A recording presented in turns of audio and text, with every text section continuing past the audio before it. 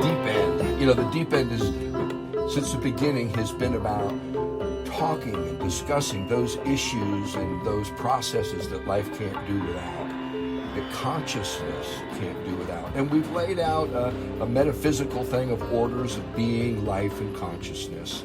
You know, but metaphysics is really not about how things work, but why any of it at all. Why are we here? In my view, well, life and consciousness brought a new element to the universe, something integrally central to human life and consciousness, and it needs to be addressed as one of the most important aspects of the great mystery of this human experience that we are part of. And what is it? It's suffering. And my friends, all I can say at this point, and we'll get into it, is it sucks. Suffering sucks. And so what I've done is I've tried to put it into two categories, and we'll talk about those, and look at the human response to it over the ages and through the life of our human family. Before I get into it, though, I want to kind of get it raw. Bob, Marianne, my co-host, this is Red Hawk, for those of you who haven't been tuned in. I don't know if I always introduce myself, so hey. Bob Hayes is in Florida, Marianne is in Spokane Valley, and I'm up here on the South Hill of Spokane, and that's in Washington. So, Bob, when I talk about suffering, what is it that comes to your mind? Well, just living life has exposed every one of us to some degree of suffering. Now, I personally feel like I've been very blessed in that my suffering has been a lot less than most people's, or at least a lot of people's. So that's a good thing for me. It's not so good for them, but it's just it's a part of life. And of course, then you look at what the Buddha said about suffering, and that was that we suffer because we're attached to things. We're attached to ideas. We're attached to material things. And if we can get rid of that attachment, then we can get rid of our suffering. Now, I don't know if it's that simple, but maybe it is. Yeah. But that's off the top of my head. How about you, Marianne? Well, I think suffering is something that I agree 100%. It is part of life. It's kind of baked into this human experience. And so what do you do with it? You know, and I think Buddhism, you know, you bring that up, Bob, that's one way to look at it, because you can reduce your suffering through the way you view life and the way you interact with life. And I think there's another, and I don't know, my interpretation of Christianity is suffering is necessary for you to be able to reach a higher level of consciousness, that you have to go through that. And so does that mean you go through this and you start to integrate it into your life, and then you learn how to detach from it? So that's where those two thoughts, you know, the Christian and the Buddhist, can come together in kind of hand in hand. And so for me, I always go back to, and I know that's not the focus of this show, but I always go back to, really, is that the only way that we can evolve? Do we have to suffer to evolve? And is this system just flawed? And is there another way? So I kind of view it from, yes, it's part of life, but I want to find meaning in it. And I think that's another aspect of it. So if you can find some kind of meaning to make sense of it, and I think those meanings can change over time as we grow and evolve. But honestly, my bottom line is, really, do we really need this? Yeah. Well, and I think we can all yeah. agree that suffering sucks. And you've touched on a few of the themes. That's why I'm cutting you off for the show that I want to get into a little bit. Now, I'm going to start, and I will finish with the same statement. I think the purpose of suffering is to put an end to it. So I think that includes some of what Marianne was talking about. I think that that's part of what compassion is about, what semi-permeability is about, what feedback loops are about, a whole series of things. But I want to start by dividing, putting suffering into two specific categories. One, those things that are inherent. And what we're talking about, I mean, from childhood to death, let's say life is hard, man. It can really be painful. There's disease, there's accidents, there's famine. Well, maybe that's not, maybe we impose some of that. There's death. These are all places in loss and crippling and all this stuff. It's inherent. And then there's the second part, which is that which we do to ourselves, the suffering that we inflict upon ourselves. And I think we can, there are two ways we respond to these. And religion has basically shown us what the human family has done. And Bob and Marianne have both encapsulated that in some very good ways. Because what religion does is tries to deal with these different aspects. In Buddhism, the biggest problem is suffering. In the Abrahamic faiths, which is Christianity, Judaism, and Islam, sin is the problem, and faith, and how we work that out. If we look at Hinduism, the problem is being repeatedly reborn, and you can end your suffering by not being reborn. I could go to Zoroastrianism, which was the whole thing was being pure, getting over yourself.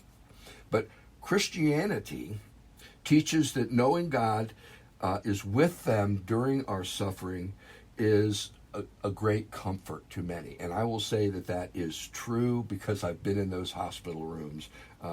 It also shows that within the greater Christianity, God is compassionate, suffers with us, and we are supposed to learn that to be compassionate to others is the whole key.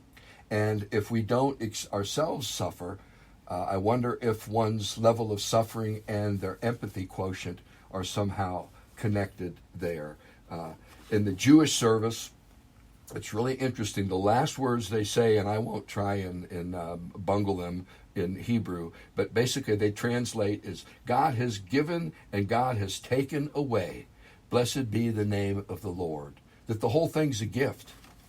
So suffering is part of it. And again, Buddhism teaches that suffering is an illusion that we create by our attachment to desire and to things and to processes and people.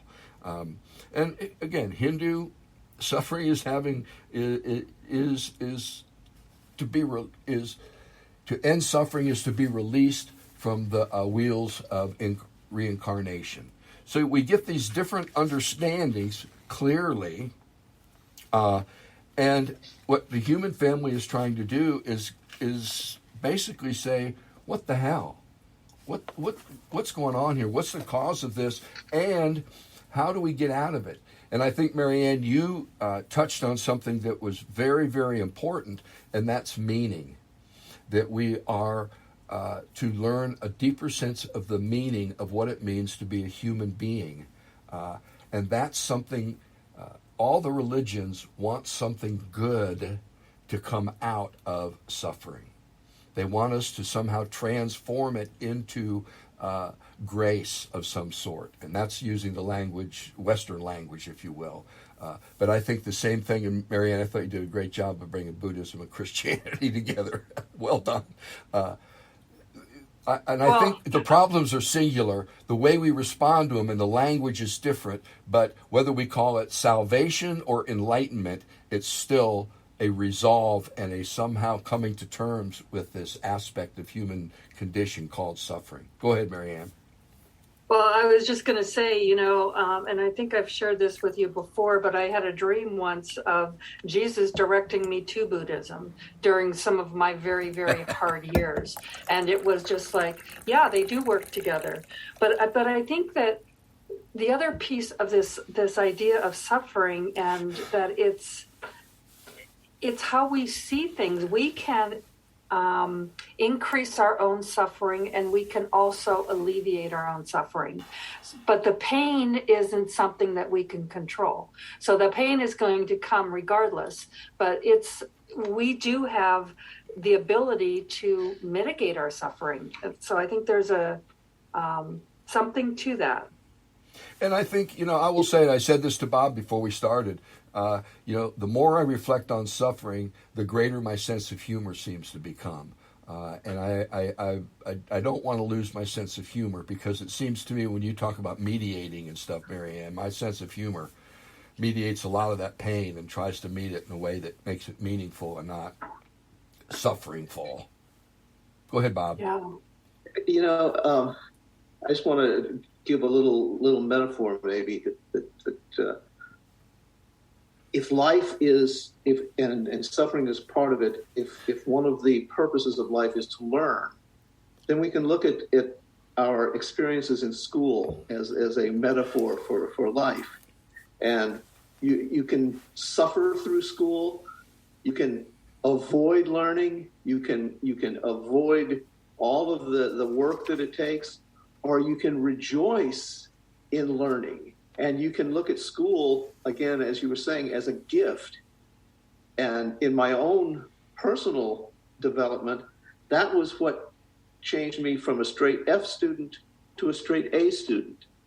I suddenly saw the teacher, the school, the books, all as tools that were there to help me learn. And it was a joy to experience that learning. And that, I think, is the change in viewpoint that can help us through a lot of aspects of suffering. And I want us to see that the religions have been and are ways that we are trying to, the human family is trying to deal with this issue of suffering, to put it in some kind of context. And that context is everything, I think, because remember, sin literally means missing the mark. In other words, you didn't get it right. Misunderstanding in Buddhism and in Hinduism is really missing the mark. You didn't get it right. And so, I think they do come together in a way. And what I want our listeners to get from this is to participate in some new understandings of how to receive and appropriate this aspect of our nature called suffering. We can look at the religions, and it's been a great fun thing to do this week to kind of dive into the different religions.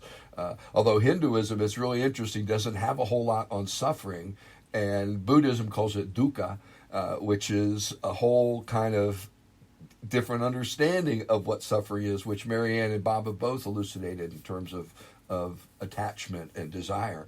So what we get is the human family has come together, and we've only been coming together for about 150 years now, religious-wise, where the religions have started talking to each other, where we're starting to see, as perennial philosophy says, we're all coming up the mountain from different sides, but when we get to the top, it's the same top. And that doesn't mean we all come from the same experience. The north side of the mountain has moss, the south side doesn't. If you're talking to a south sider, they won't know what the hell you're talking about. You're talking about moss. So that's what religions do. But we're at a different time where science has now entered it, where neurology and cognitive science and psychology has entered it. So suffering, we see there are all these dimensions to it. And let's face it, war, hate, denial, climate change, pollution, these are all things we've done to ourselves. And we're just waking up to it. So there are these places of self-imposed, and that response is to stop doing the stuff that creates it. And for those things that aren't self-imposed, our response is to end it, to keep suffering. I'll never forget the TV show St. Elsewhere. It was a hospital show, and one of the doctors in the stairway says, we take the Hippocratic Oath, but what if the most healthiest thing is death? And, it was bringing to the human family a whole new understanding. And that understanding, by the way, gave way to the hospice movement. It gave way to us being able to say dead, dying, and death in the homes of the dying and be able to talk about it and see that as a gateway. So there's a whole new understanding of suffering, and I won't say whole new, but there are some new understandings of suffering that are trying to enter the human lexicon and that are trying to help us find new ways to turn our suffering into something good and compassionate and loving. And I think that that's what I want our listeners to see. I want to help throw you to your growing edge. And I'd love to hear from you. Redhawkthedeepend at gmail.com. Seriously, I would love to, what's your pitch on this today? Is there a new way of looking at it? And Bob and Marianne, I pitched that to you. Is there a new way of looking at it? Well, I think there's a new way, but also a very old way of looking at it. And the old way, I think, is that, we have a choice. And that's something that, Bob, you brought out with your analogy of going to school. We have a choice to embrace that hard learning that we have to go through, or we can fight against it. And I think that's where our free will comes in. And I also think that when we're faced with a situation where we are suffering, we can get caught up so much in suffering over our suffering that we can't, wow. It becomes this big loop. And I've seen it over and over. I worked with a lot of bereaved parents, and I've been there myself, where it's like you can really go down a very deep hole. But there's also this great opportunity to be able to grow from that. And so how do we take suffering and use it to grow? How do we don't like it, we don't want to be there, we don't want to be doing this, but we're there. So what do we do with it? And I think that's the crux, is understanding we do have a choice in how we see it. Wow. Because sometimes it doesn't feel like we do. Yeah, and you bring a piece into it that's really important, and that's resilience. That, we have our plans, and believe me, most suffering is not according to our plans. It's something that sneaks out from behind us and does some crazy stuff. And that if you don't have resilience, if you don't have the flexibility to shift your perspective in that place and realize that, okay, this, like you said, this is where I am. I don't want to be here, but this is where I am. You have to rewrite some stuff at that place. And that's part of what gets us back to cognitive dissonance and all this other stuff of how do you become a new person in that place. When my daughter got hurt in gymnastics, she couldn't do it anymore, and she was good. For 2 weeks, she was on the floor in the fetal position, just sitting there laying. She was rewriting who she was, how she was. She totally identified herself with gymnastics. She couldn't do it anymore. After 2 weeks, she was a new person. She was ready to go as this new person. So now that's resilience, right? Right there. And that's taking the time to Yes. reflect and give yourself, the seed must be pushed away from the light into the dark before it can begin to grow again into the light and develop that dance. Something I've learned from chronic pain stuff, you can't push this shit away. You got to dance with it. And I think that, we've used the word dance over and over because it's a multidimensional dance in a lot of directions at once. And I think that that's part of what Marianne was talking about, what Bob was talking about, what the Buddha was talking about, what the early saints in Judeo-Christian traditions were talking about. How do you translate this pain into the Word of God? Well, and another part of that too is we can do something else with that pain. We can try to inflict it on others so that they're hurting as much as we are. And I think we have endless wars because of that, because someone has hurt us. And when you see what's going on right now in the world and the heartbreak, and it's so unnecessary. And you talked about the inherent suffering versus the inflicted suffering. That is all inflicted. We're doing that to each other. And so how do we kind of move away from taking our pain and transforming it into something different? And there's a big movement now to do that. All of this trauma work that people are doing, taking their pain and trying to turn that into something that is going to be beneficial to the world versus something that is going to continue on in that same vein and keep inflicting that pain. We're back at the Rumpelstiltskin circuit, Yeah. weaving dross into gold. Bob? Well, I think Marianne has mentioned a few times that as we come upon these shows each week, synchronistic things happen, or we can call them coincidences, meaningful coincidences, whatever. Well, just before the show, I was on Facebook and I saw a little meme that I'll misquote, but I think I can get the meaning across. I saw a crying child and I wanted to scream at God until I realized that the crying child was God screaming at me. Wow. Oh, that gave me chills. And It came at just the right time. And it speaks a loud truth. And that's that we fail to listen because where the suffering is, according to my tradition, that's where the Holy Presence is.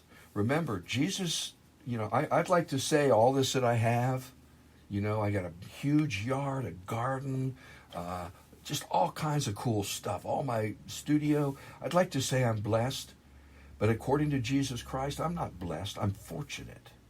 How do I turn that good fortune into a blessing? Well, the way I did it was I started a homeless choir, and I had them in here. We cooked out in the backyard. I can't tell you how many times. So there's a difference between good fortune and a blessing. And I think many of us who have experienced extreme good fortune mistake it for a blessing. And I have a hard time with that. I'll be honest, I see my pastor friends online. Oh, I got accepted into this, and oh, my congregation's so good to me. I am so blessed. And I go, that's not how I was made to understand it. Marianne, you experienced, you lost 2 of your kids and your husband, and you did Right. something, your life turned around and changed focus, and you've been dealing now with, you've taken that and you've made a gift of it to others in terms of how you process it, the different ways you process. You have been to me. I mean, you've talked about the way you process the first death versus the last one and where God was in that. And I think that's part of how our conversations brought us together, because we're still in what the fuck land. I'm going to have to check that box, but we are, it's like, what does any of this mean, and how do we come to that meaning, and could we have come to it if we hadn't suffered? That's the question right there. Was the suffering necessary for us to come to where we are? And I'm with you on the whole idea of being blessed or not blessed, because it's like nobody knows what's why things happen the way they do, but I can't get that crying child out of my mind. And thank you for that, Bob. I'll be thinking about that crying child all day. Amen. But it's like, and that's God. And it's like, not only do we fail to listen, we fail to pick him up or her up. And that's what I think, that the idea of compassion and being able to take your fortune, your fortunate circumstances, and bless people. And that's picking up that crying child. That's feeding someone who's hungry. That's providing support for someone who's suffering. And I think that's where we can all do something, no matter how big or small. And I'm gonna share a personal piece. I've had I can't tell. I was trying to count how many surgeries I've had. And 5 years ago, I had this back surgery that went bad. and I had to go back in. And I'll be honest, that's the first time in my life that I lost my sense of humor. And I experienced suffering. Not pain, because I've been going through pain and all kinds of shit, and I've been trying to laugh at it and dance with it and all kinds of different, reaching for all kinds of stuff. But I lost my sense of humor. And what I learned from that is it created an opening. And this is why I think the blessed are those in need, because it creates an opening in them to receive. And I'll tell you what, if I meet a nurse, I could cry thinking about how wonderful nurses are. Just because even then I was being tended to in a way that was so full of love and compassion and real. So I'm going to suggest towards the end of this, before I turn it over to you guys for a final comment, that suffering is a blessing in that it creates an opening for something new to come in. And I pray that the suffering that we are experiencing through our higher gas prices because of the suffering in Ukraine, that we don't lose perspective of where the real opening has to happen. And so on that note, I'm going to turn it over to Marianne. Final comments on suffering? I think that suffering is going to happen. The depth of our suffering, the length of our suffering. We do have some mitigation in that, and that we can make choices to really dive in and engage in feeling those feelings. And sometimes we have to do that. And I think when we can do that, it does create openings. I think it does create a place in us to be able to see things differently, to have more compassion. And I'll just briefly, my daughter keeps popping into my brain here. So she went through cancer treatments when she was 16 months old, and it was tough. And you don't think a child at that age remembers. But then when she was older, when she started going to school, she was one of the most compassionate children in the school. She would get awards all the time from school saying the most Christ-like or the most compassionate. And that carried, and I really think that it was linked. That she learned compassion. She knew what suffering was like, and she wanted to alleviate it anywhere that she could. And I think that's what, as those of us who suffer, when we know what it feels like, instead of trying to make someone else feel just as bad, let's try to help them and alleviate their suffering in big and small ways. Amen. That was beautiful, Marianne. Thank you. Bob, final comments? Well, I feel very humble to follow Marianne after that, but I'm gonna put on my optimist hat, and I'm gonna say that I believe in the progress of civilization, and I believe that the way that progress is measured is how we increase compassion and reduce suffering. And I think that if you look at history, that is a very valid way to look at it. We don't, at least in this country, we don't have young kids working in sweatshops the way they did 100 years ago. We have changed the way society looks at compassion, whether they use that word or not, and the way they look at suffering. And if I can keep my optimist hat on, I'm saying that we are moving forward, things are getting better, and each one of us can have a role in moving us forward. Amen. And I think that, what we've tried to do is give an overview. I mean, we got a half hour, and, I got 8 or 9 books up there just on suffering, which, by the way, I did not go to because there are 8 or 9 books that I could get bogged down in, and that's suffering of a whole different order. So I want us to see a couple things. I want us to see that when we suffer, 2 things can happen. One, you can close down. You can shut it down. You can just try to push it away, see yourself as being punished and all these other things. Or that suffering can create a new opening in you that allows you to experience the world much more intimately and closely, as well as, not just your relationships, but even with nature. The whole concept of suffering being a blessing in that it opens us up. So how do we do that? What we're talking about here is, as I was going through today's, my background mind was looking at the saints, the Desmond Tutus, the Dalai Lama, how they embrace suffering. And it gets to a certain word that they don't use much in the East, but they do in the West. It's called holiness. What is holiness? How do we practice holiness that we might be the Rumpelstiltskins of the souls of the world and turn dross into gold? My friends, this is Red Hawk.